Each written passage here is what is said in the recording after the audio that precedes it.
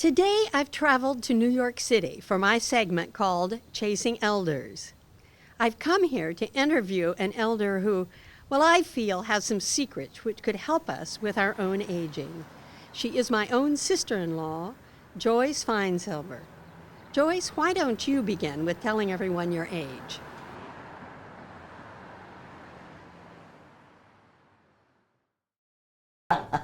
Well, I'll be 87 in a couple of months, just about beginning of May, and whatever started obviously a long time ago. And Addie keeps saying that she thinks that I'm terrific for an older woman as I am. And I may have a couple of secrets. It's possible. In fact, I was telling her this morning that I got a call from Con Edison, which is our electric company here in New York, and speaking to the young lady a few minutes, and she's asking me questions and about the terms of the contract, et cetera, and it's for a year. And I said, don't I get a discount because I'm old? So she said, how old are you? Well, I said, I'm going to be 87. You don't sound it. So I said, you don't know what older people sound like. I said, everyone I know sounds like me. And she said, I don't believe you. You sound so full of energy. And I said, well, I am. I'm losing a lot of it, which is also part of getting older. That you come to terms with new norms. I used to be able to burn my candle at both ends. And now it's really one end and a half. I get tired, which I never did before. And so I think maybe part of it is realizing that certain things get to be more minimal. I don't have the same energy, but I try not to act it. And I refuse to give up certain things, like entertaining. Everyone says, it's too much work, it's easier to go out to a restaurant. And I said, you're right. It absolutely is true. But half the time I don't like the food. It's very expensive. And I'm a good cook. And I have all this stuff that I've gathered over the years. And I love it. And That's the key. I think it's the key is that you love it. I do. And so you keep I doing do the it. things And you love. before I die and before I give it to a niece or whatever, I said, I'm not ready to give it to you. You can borrow, but my life isn't over. That's all. I've got who knows what. I'm fortunate that I'm pretty healthy. I mean, that goes along with doing better as you get older. There's no getting away from it. I've been lucky. My whole family has been lucky. And my mother died at 85, and she really wasn't a sick woman. She was about to have heart problems, and she willed herself to die. Unbelievable. She really did. I watched her. She could So get you over. think that's possible? I think it is. I think it is. She also in this interview I may cry a lot, and then I'll laugh right afterwards. That's fine. As I'm doing now. She just didn't want to be a handicap to anybody. She didn't want to change anyone's life. I'm fine. I hope we can do that. I love that idea. So, but they're all wonderful memories. Laughing is so important in your life. Absolutely. And so many people just look at you, with fish eyes. Why are you laughing at that? Because there are funny things in death. Mm-hmm. It's not just in life. It's funny things happen. Well, it's so much so because I have a dear friend that we've been friends now for over 80 years. And she's going through a very bad period, but there'll be days, she's a very comfortable woman, she can really do anything she wants, but if the weather is bad, she doesn't go out. She's afraid to fall or it's too cold. I said, Janet, go out, walk around the block. That's all you need to do. Just move yourself out of your house. I volunteer, and they're at a thrift shop for a charity. And there are times I really don't feel well, but I find just the effort of getting up, getting out. I take a bus, it takes me about 35 minutes to get uptown. And once you're there, you feel you're a different person. You feel better, you get engaged with talking, with minutia, with anything. And it's so healthy. to get out, even if somebody has to carry you out, just get out of, I don't have any children, so I don't have young people around me. However, I don't choose to spend my time with younger people. I like older people, but the experience of young people who know nothing of things that I know, designers they don't know, how to do things they don't know, that something can be shortened. You know, they'll say, I can't buy it, it's too long. Then it can be shortened. And they get a kick out of the fact that we know all these secrets like shortening a skirt that I'm amazed at. And we're like a bunch of grandmothers at this shop, and it's fun. Of course, I'm angry because I say good morning when they come in, and they've got everything in their ears, and they don't hear, and I keep saying good morning, and finally my mouth is moving, so they think I'm saying something. So they say, oh, what? Oh, thank you. And it's wonderful just to be with all kinds of people, young, old, strangers walk in, people who are knowledgeable, people who know nothing, people who are just keeping warm, but it doesn't matter. It's that kind of energy level that you get from sort of younger people is. But it's true. I mean, they're full of things I don't know about. Where you are. Sister-in-law's granddaughter, who has a mouth like the Grand Canyon, and she's so verbal, she's so excited about everything, and it just excites you to watch her cooking and with a bandage around her head. And it's just a joy. It really is a joy. Anna, you're smiling. I can understand why. She's just an adorable, adorable little girl. She's just adorable. And I don't know, it's just being positive, I think. We all have bad things that happen, and you get over it. Or you choose to get over it. Look, we're human, we have, our brains are functioning. First of all, you can do what you have to do, if you choose to do it. It's really a matter of choice. For the most part, it is. It's even like, you mentioned a split second before with the hip. When you fall, there is a split second. Say you're going to trip. There's a split second. I don't know how split it is when you have a choice of either falling on your head or falling on your side. I don't know if it comes from falling down skiing, that you learn to react to something. It can make a difference, but there's a split second when you decide to go this way instead of that way. And it happens. You may bloody your knees or your hip, but you don't hit your head on concrete. Right. But there is, and it's a split second with so many choices of something you do to offer a hand, split second, to help somebody. People need very little in a positive fashion to make their day. And I know if somebody says to you, gee, that's a beautiful coat, or you look lovely, or something, you feel so good. It was uninspired. Somebody just said it. When you say it to someone, it makes their day. All you have to say is, it's a lovely outfit. Some kind of a compliment. And the same, it's part of the same idea that you're in a restaurant, say in a foreign country, and there are people speaking a language you don't know, or you do know, and they're next to you. And you could just comment on anything that's meaningless. What a lovely waitress we have. Something. Or I just got here. People are so happy, as I was telling you at lunchtime. Most people travel either in twos or ones. If they're by themselves, they're certainly anxious. They wouldn't start a conversation.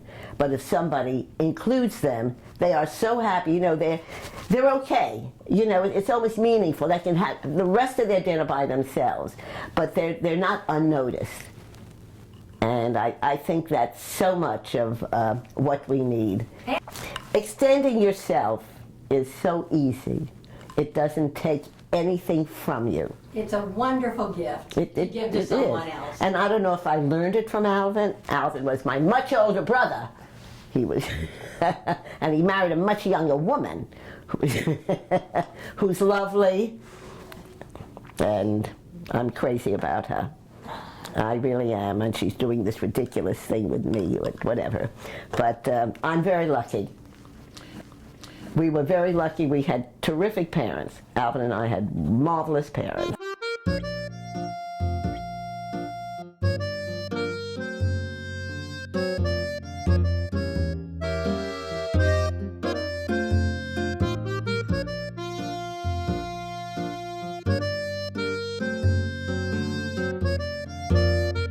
They were just wonderful. They really were. They were wonderful, intelligent, knowledgeable in the way of life. My father was a very sophisticated man, and anyway, he was a wonderful, wonderful. They were a wonderful example to us.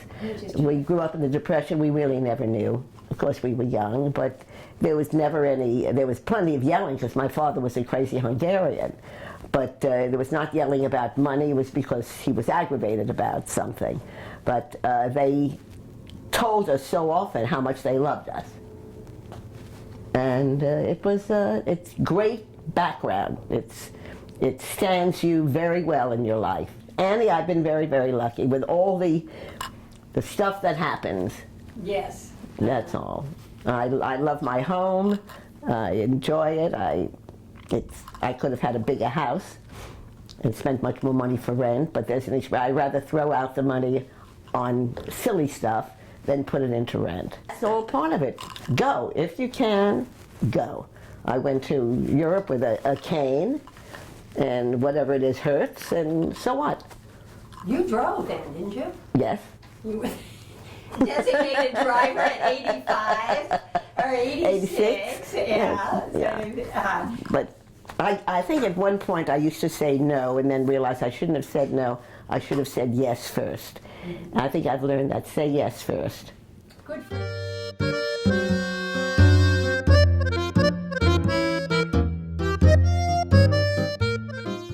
It's the fact that she's afraid of everything. And if it's too difficult, she doesn't do it. If it's raining, she won't go out. And someone will say to me, "You went out in that rain?" I said, so the other day I put my gloves on my feet because my feet were soaking wet from the rain. But you go out. Mm-hmm. And I get aggravated with people who don't. I have to try very hard to say, stop being that way. Just get your behind up and out. Most of my friends still go. I have a friend who's 90 who I visited in Florida. She plays golf, she walks, she does everything. She doesn't like going out at night. She goes out in New York at night, but in Florida you have to drive it. You have to drive at night, and her kids won't let her. But she's very positive about everything, ready to go and whatever. And that's I think that's not a big secret. part of it. You're just saying yes. Let's just do it. Yeah. Let's go. So it's cold. It's cold. So you put on 2 sweaters. Better to stay in bed. Mm-hmm. Mm-hmm. And sometimes I do. I did that a few weeks ago. I was out every day, every night, and I realized I can't do that. Right. So on Friday and Saturday, I just stayed home. It was wonderful. And that's It was like a luxury. I learned about napping from you. I did. Uh-huh. I did. You and Winston Churchill. Uh-huh. Except he undressed and got into his pajamas and the whole thing. But yes. Oh, well. He had a drink and then he got dressed again. Uh-huh. But I learned about napping from you before, all the years, mm-hmm. you and Alvin took a nap. Right. Basically, it's very quiet. Uh-huh. Uh-huh. So it's, what did this friend of mine say? It's your cocoon. Yes. She loves this cocoon. Absolutely. I mean, I don't remember the Depression. I was too young. But obviously they were affected by it. We didn't realize that we were children. Mm-hmm. But they must have been affected by it. Mm-hmm. And we never knew that our family was distressed or unhappy about it. Everything seemed normal. We weren't stupid children. But I guess it was their attitude that it's normal, and if you're used to having 10 toys, so you'll have one. Mm-hmm. We weren't used to having 10 toys either, mm-hmm. but I'm sure we got it from our parents, yes. Really, an attitude yes. about life throws a lot of stuff at you. Mm-hmm. Deal with it. Need people to push, Absolutely. to push you forward. Uh-huh. Well, Can you tell it's a very sweet story. and very timely for our Right. age. There's 2 women are sitting on a park in the bench, a bench in the park, and a man comes over and said, "May I sit here?" And I said, "Yes," and he sat down. And the 2 women are talking, and finally one of the women who was sitting next to him said, "Sir, haven't seen you around here. Are you new?" And he said, "Yes." And she said, "Have you been away? You look so pale." So he said, "Yes, I've been away." "Where were you that you're so pale? You should be sunburned." "I was in prison." And so she stood back like, "You were in prison?" He said, "Yes." And she said, "I hate to ask you, what did you do?" "I killed my wife." "You killed your wife?" "Yes. I cut her up into little pieces and put her in a suitcase." She says, "Oh my God." Then she looks at him, "So you're single?" Sometimes it was clear as a bell. I remember on his birthday, it was his 90th birthday, or was his 90th birthday? When we went When you went out to dinner to the with your, Dorset Inn? yes, with the Chins.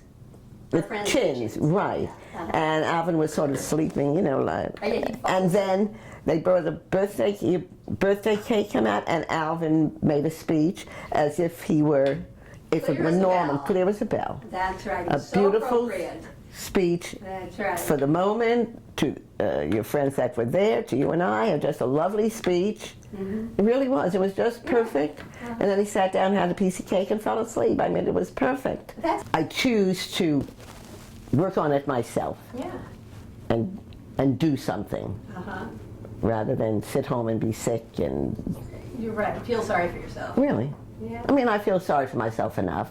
I'm human, every once in a while. But basically, it's, I think it's a pretty positive. You fake it a lot of times. We all know how to fake it. But I love coming home. It's a sweet life. It's a very sweet life. I can't believe I am old. Because it is. It's old. But you're not in here. I don't know, but I laughed. So this one said, "You don't sound old." Yeah. So I said, "What do people sound like?" "You don't sound, well, you're younger." But most of my friends don't. I don't think they sound old. Low energy, I think. Maybe they speak more slowly, and I don't know. Well, anyway. Anyway, thank you so much.